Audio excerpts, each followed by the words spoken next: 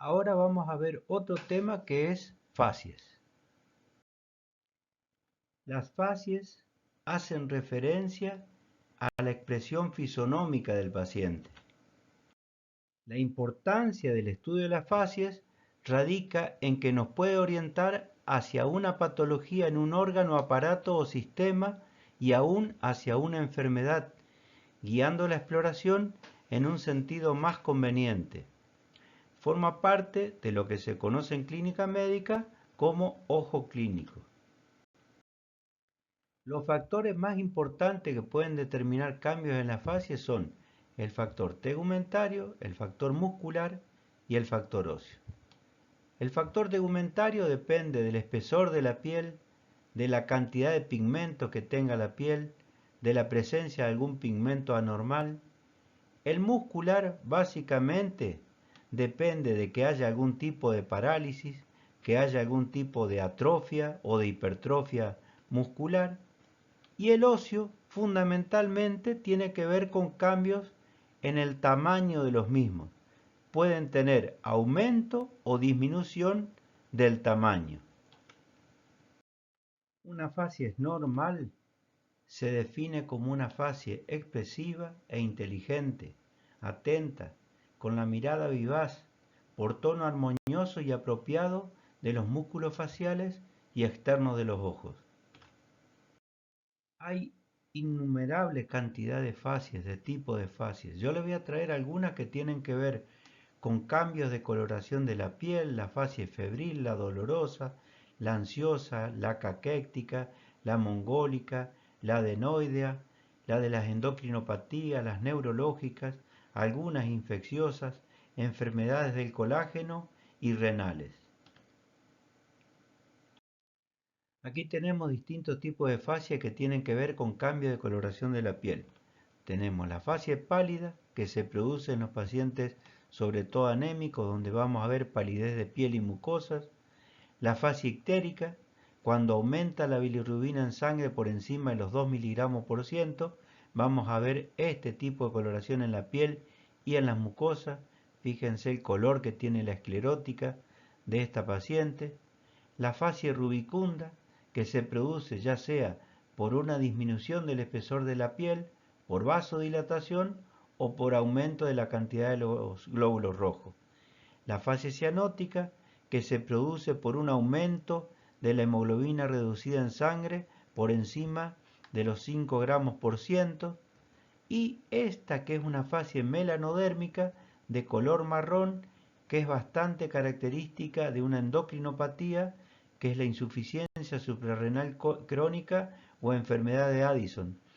Acá lo que hay es un aumento de la ACTH que hace que sensibilice a los melanocitos a la acción de la melanina y eso produce este tipo de coloración. Esto es una fascia febril. Hay rubicundez por vasodilatación, sobre todo a nivel de las mejillas, congestión ocular, los ojos brillantes. La mamá de este chico ve esta fascia en su hijo y le coloca el termómetro buscando la temperatura. Esto es una fascia dolorosa, tiene los rasgos acentuados, la boca fruncida, las comisuras estiradas, los maceteros prominentes y los dientes apretados y los ojos fruncidos. Eso es característico, típico de una fascia dolorosa. Esto es una fascia ansiosa, tiene hipertono muscular, tiene los rasgos faciales acentuados, las comisuras estiradas, los ojos bien abiertos, brillantes y la mirada movediza, típico de una fascia ansiosa. Esto es una fascia caquéctica, se caracteriza por palidez, los relieves óseos marcados, cara triste y cansada, tienen un tinte pardo grisáceo. Esto es bastante característico de todos los cuadros consuntivos terminales, los pacientes oncológicos y los pacientes que terminan con un cuadro de SIDA. Esto es una fascia mongólica, tienen cara redondeada, borramiento del ángulo interno de los ojos por epicanto exagerado. El epicanto es este ángulo que habitualmente es bastante agudo y que en el caso de los chicos mongólicos tienen un ángulo abierto más obtuso. Generalmente tienen microcefalia, las orejas pequeñas en asa y suelen tener macroglosia. Esto es una fascia adenoidea.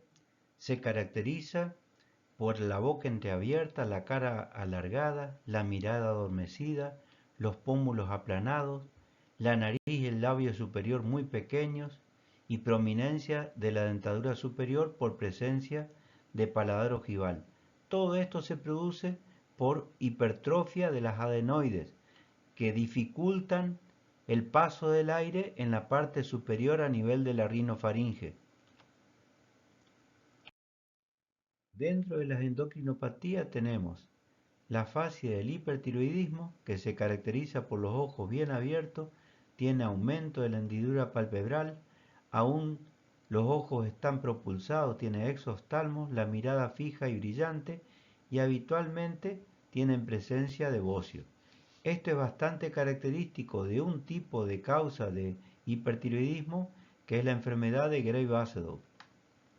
Después tenemos la del hipotiroideo, que tiene poca expresividad del rostro, rasgos abotagados, aspecto pálido amarillento, la piel está áspera, el pelo escaso, edema periorbitario y macroglosia.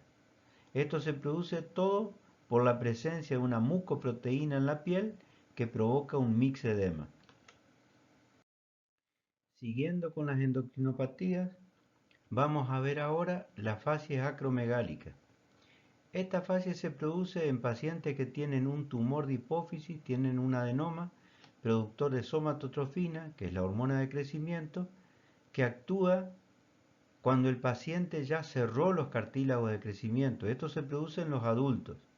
Entonces lo que van a tener es mayor desarrollo de la cara que del cráneo, tienen prognatismo por anormal desarrollo del maxilar inferior, los arcos superciliares y cigomáticos bien salientes, lo que les da un aspecto de perfil simiesco, parecido al del mono. Tenemos además la fascia del Cushing, donde hay un adenoma suprarrenal. Esto va a producir un aumento de cortisol que da una cara con aspecto de luna llena, redondeada, la piel es fina y eritematosa, es frecuente observar mayor cantidad de vellos y lesiones por acné. Dentro de las fascias neurológicas tenemos, por ejemplo, la de la parálisis facial. En estos pacientes lo que vamos a encontrar es una simetría en la cara, con desviación de la comisura hacia el lado sano, porque son los músculos que se pueden contraer, se pueden movilizar, ausencia de los pliegues faciales en la mitad de la cara paralizada e imposibilidad de cerrar el ojo del lado enfermo, por falta de descenso del párpado superior. Otra fascia es la fascia de la miastenia gravis. Esta es una enfermedad donde hay una afectación de la placa neuromuscular. Se produce un anticuerpo que se une al receptor de la acetilcolina e impide que ésta pueda actuar. Se caracteriza básicamente por inmovilidad de los ojos, aitosis palpebral uni o bilateral y tiene que hacer una extensión de la cabeza para poder ver. Esto es lo que se llama la mirada del astrónomo. Otra fascia neurológica es la de la enfermedad de Parkinson. En estos pacientes hay inmovilidad de la cara, tienen falta de toda expresión mímica, lo que le da un aspecto de máscara. La expresión fisionómica es como de admiración o de susto. Los ojos aparecen a menudo inteligentemente expresivos, como si quisieran compensar lo inexpresivo del resto de las facies. Esto se produce básicamente como manifestación de una enfermedad degenerativa de los núcleos de la base del cráneo. Dentro de las enfermedades infecciosas vamos a considerar la fascia tetánica, que se caracteriza básicamente por arrugas en la frente y en el ángulo externo de los ojos, elevación de las cejas y las alas nasales como expresión de dolor, comisuras labiales hacia arriba y hacia afuera, la boca entreabierta por retracción de los labios en una especie de risa fija con contractura de los maceteros que se denomina risa sardónica. Toda esta fascia se produce por la presencia de la toxina tetánica. Y esta fascia, la leonina, que es característica de los pacientes que tienen sobre todo lepra lepromatosa, que tienen placas eritematosas infiltradas que afectan básicamente la frente, las mejillas y los pabellones auriculares con pérdida de las colas de la ceja. Dentro de las enfermedades del colágeno tenemos la fascia lúpica, que es la característica del lupus eritematoso sistémico, tiene una erupción eritematopapulosa que abarca los pómulos y la nariz en forma de ala de mariposa, y la de la esclerodermia, que se caracteriza por una piel tensa y brillante, los labios están adelgazados, con arrugas finas alrededor de la boca, la nariz afilada que le da aspecto de pico de ave y presencia de dilataciones vasculares que se denominan telangiectasias. Dentro de las fascias renales tenemos la de la insuficiencia renal crónica, que se caracteriza por edema palpebral, la piel tiene un color pálido amarillento y edematoso, y la del síndrome nefrótico, que se caracteriza por edema palpebral, las fascias están abotagadas, con leve palidez de los labios. Con respecto a los cambios evolutivos, es importante determinar justamente las modificaciones que se van produciendo en las fascias con el tiempo. En este caso es progresión de la fascia del hipertiroideo por falta de tratamiento.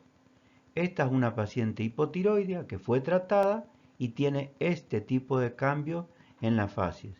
Esta es una paciente con enfermedad de Cushing, un adenoma que fue operado, y este es el tipo de modificación que se produce como consecuencia de la respuesta al tratamiento. Y esto es progresión de la enfermedad cuando la persona todavía no tiene manifestaciones de la misma, cuando comienzan a aparecer y después cuando ya se hace avanzada la enfermedad. Esta es la bibliografía que le sugerimos para el estudio del tema, y aparte le vamos a dar una guía de estudio que le va a servir como complemento del estudio.